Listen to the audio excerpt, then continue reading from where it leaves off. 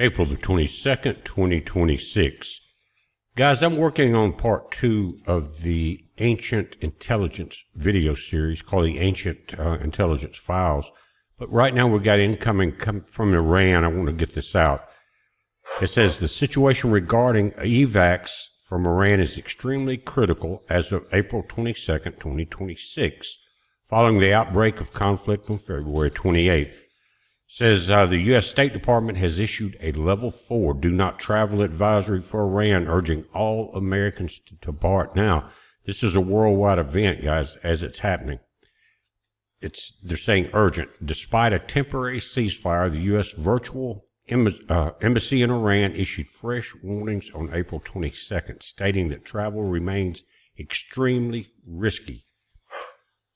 With Iranian airspace only partially open and many flights canceled, citizens are advised to escape via land borders into Azerbaijan, Armenia, Turkey, or Turkmenistan, provided it is safe to do so. U.S. government has specifically urged defense contractors like V2X to evac employees from neighboring Kuwait and Iraq due to threats from Iraq-backed militias. Several nations and organizations are conducting rescue operations for the citizens. Guys, this looks like there's been some type of massive warning. I don't know if it's a nuclear situation or not, but let me finish and you'll kind of see what I'm saying. Russia's completed the evac of 600 personnel from the Bushehr nuclear power plant as of 2 days ago. China has begun chartering flights to evac its citizens from both Iran and Israel. Now, this is the part that concerns me. The UN Maritime Agency, called IMO, they're developing a humanitarian corridor to evacuate hundreds of seafarers stranded on ships in the Strait of Hormuz. They've been there for a long time, over 50 days. Now, what is the urgency for, and they've kind of been left out of the attacks, except if one was trying to move in or out or something like that, they would be stopped or attacked. Why now the evac of all those people in all those ships that we've been watching on the ship tracker?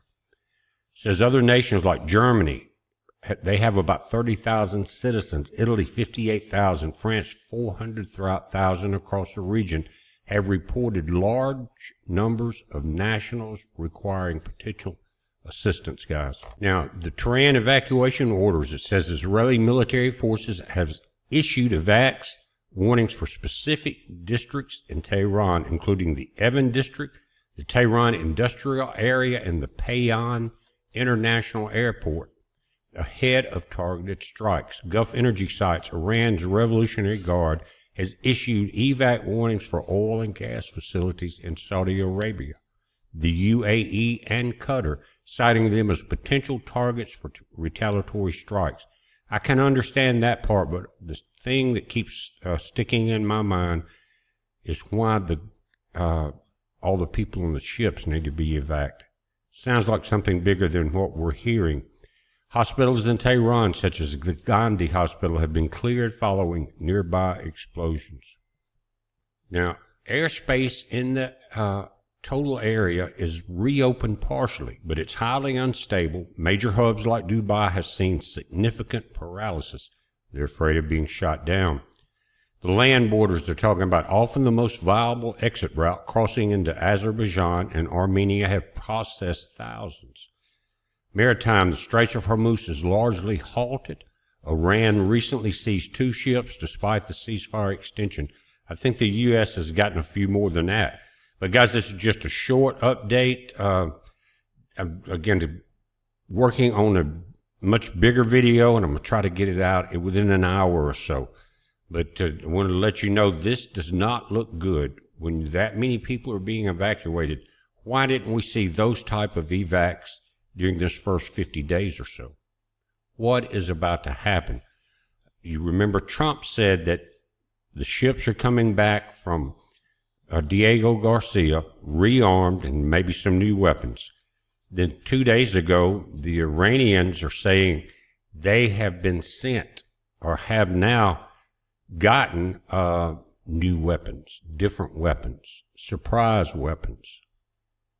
And we know that a Chinese ship was stopped bringing in the chemical components to make the missiles and stuff just got busted 2 days ago from China to Iran. So that's the kind, we can't trust China. You can't trust Iran much, but China's always been that ancient demon of mistrust. But we're watching it, guys. I'll come in with a heads up, but it may be time to pay attention to this just a little bit. This is going to create a conflict that will reverberate around the planet.